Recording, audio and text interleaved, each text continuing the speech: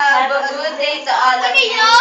We are Group 3 to present our project about the chromatography. The objectives of chromatography to determine the colors that make up a black ink. The materials of chromatography: 1 glass of water, ink, glass, acetone, stick, filter paper, and scissors.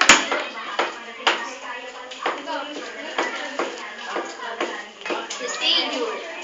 Cut the strip of filter paper to cm wide and higher than the glass. Using a pen, place a small dot of black ink about 1.5 cm from one end of filter paper.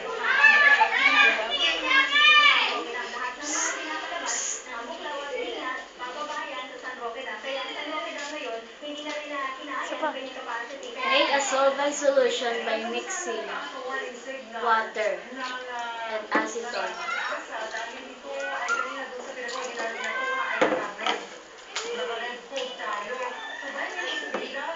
Pour enough amount the solvent solution to cover the bottom of the filter paper. And place the filter paper in the glass with the dot end of the bottom Side. to stand for several minutes. Go.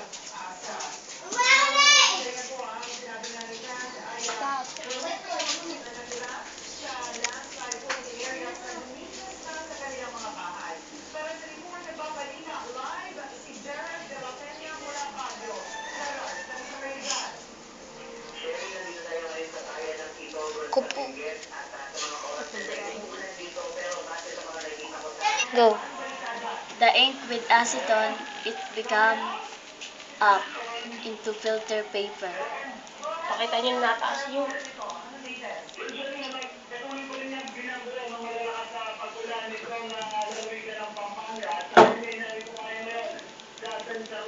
Go. The experiment of Group 3 about chromatography is done. I'm Noella Nomo. I'm Johnny Mansi. I'm Jennifer Cornell. I'm Angelica Binyas.